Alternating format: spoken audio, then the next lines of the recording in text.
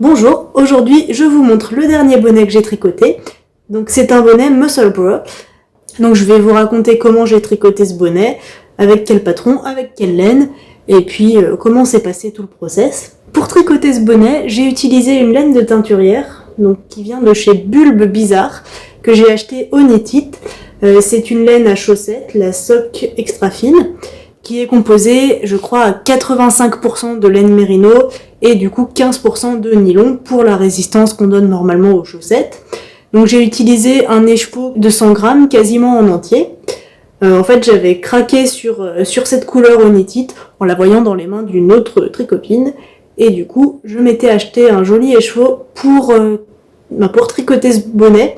Parce que c'est un modèle que j'avais déjà repéré depuis longtemps et je crois que je l'avais même déjà acheté, mais jamais tricoté. Parce que j'avais pas encore la bonne laine pour cette occasion. Donc c'est le coloris Bougainvilliers, qui a des très jolis reflets. Voilà, moi j'aime beaucoup la couleur de ce bonnet. Pour information, il n'a pas fait de taches sur les mains, mais par contre quand je l'ai bloqué, l'eau était bien rose. Donc faites attention si jamais vous tricotez cette laine avec d'autres laines, peut-être qu'il peut y avoir des problèmes, je sais pas. Enfin voilà, l'eau était bien rose, c'était très joli. Et la couleur n'a pas baissé après le lavage. Je vous ai parlé de la laine, et maintenant je vais vous parler un petit peu plus du patron en lui-même, donc le patron du bonnet Muscle Bra. Le Muscle Bra Hat, c'est un patron de Isolda Tig qui est payant, qu'on trouve sur Ravelry. Et c'est un patron qui est très populaire parce que c'est vraiment le bonnet classique qui va avec tout, que tout le monde a dans sa garde-robe. Et c'est un patron que j'avais déjà repéré parce que déjà tout le monde le tricote, et aussi parce qu'il avait l'air vraiment très très bien, il a plein d'avantages. Donc je vais vous expliquer un petit peu tout ça. Donc ce patron, en fait, il a plein d'avantages déjà au niveau du patron en lui-même. Alors il est disponible uniquement en anglais, mais vu que le patron n'est pas très compliqué, c'est vraiment juste des augmentations, des diminutions et du jersey. Logiquement, ça pose pas trop de problèmes si vous avez déjà un tout petit peu utilisé des patrons en anglais et que vous connaissez les abréviations. Ensuite, donc le patron, ce qui est super, c'est qu'il est disponible en deux versions. Donc, il a une version, on va dire classique, avec le patron en format PDF, et il a aussi une version low vision. Donc, pour les personnes qui ont des difficultés à lire des petits textes, en fait, c'est une version qui a des textes beaucoup plus gros, moins d'images, qui est plus facile à lire et qui peut aussi être très pratique quand on tricote avec une application Contran, parce que c'est un format qui s'adapte très bien aux écrans de smartphone. Voilà, donc deux versions, et en plus de ça, en fait, il y a un autre fichier qui permet d'aider à customiser le bonnet, parce que vous allez voir qu'il y a plein d'options, en fait, pour tricoter un bonnet original avec ce patron qui est en apparence très très simple. En fait, le bonnet Muscle Bra, c'est un bonnet qui est doublé. Donc c'est-à-dire que là, on n'a pas une seule couche de laine, fingering, mais on en a deux. Je vais vous déplier un petit peu le bonnet. Donc là, vous avez vu, on a le bonnet en revers, mais on peut aussi le porter comme ça. Et vous pouvez voir un petit peu la double épaisseur. Donc comment c'est fait? En fait, on a un bonnet qui est vraiment un double bonnet. C'est-à-dire que, voilà ce que ça donne. Alors je sais pas si on verra assez bien à la caméra. Voilà. Donc voilà ce que ça donne quand on tricote le bonnet en fait. On commence par un montage qui s'appelle le Disappearing Loop, qui en fait c'est un petit peu comme un cercle magique au crochet, c'est-à-dire qu'on commence avec un tout petit nombre de mailles et on va faire les augmentations petit à petit.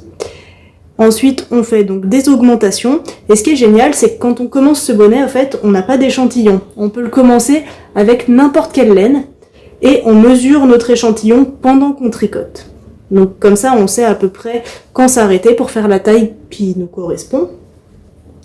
Donc une fois qu'on a fait toute la série d'augmentations, et là, c'est génial, c'est du jersey en rond. Donc pendant un bon moment, c'est un projet tricot qui est vraiment parfait pour ne pas avoir à réfléchir. C'est vraiment du jersey en rond, donc que des mailles endroits pendant des heures et des heures.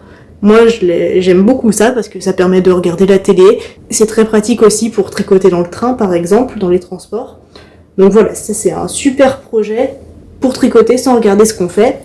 Et une fois qu'on a fini donc la longue bande en jersey, donc on va ensuite faire des diminutions pour avoir une pointe similaire à celle des augmentations, mais à l'autre bout du bonnet. Ensuite, donc là vous voyez ça ressemble pas du tout à un bonnet, et ce qu'on va faire, c'est qu'on va rentrer une des pointes à l'intérieur de l'autre. Je suis jamais très douée pour faire ça. Voilà. Ce qui est génial, c'est qu'on n'a même pas forcément besoin de rentrer les fils du coup, parce que tout sera à l'intérieur du bonnet.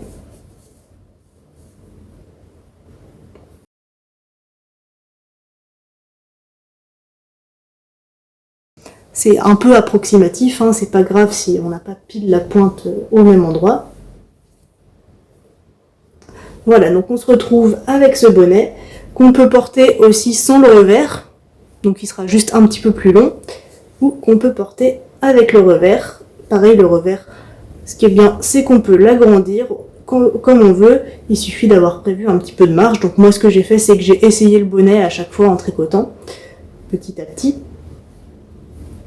Voilà, donc ce bonnet en fait, là vous voyez, moi je l'ai fait en une couleur, donc c'est vraiment un bonnet super classique, mais dans le patron en fait, il y a des indications pour le tricoter avec plusieurs couleurs.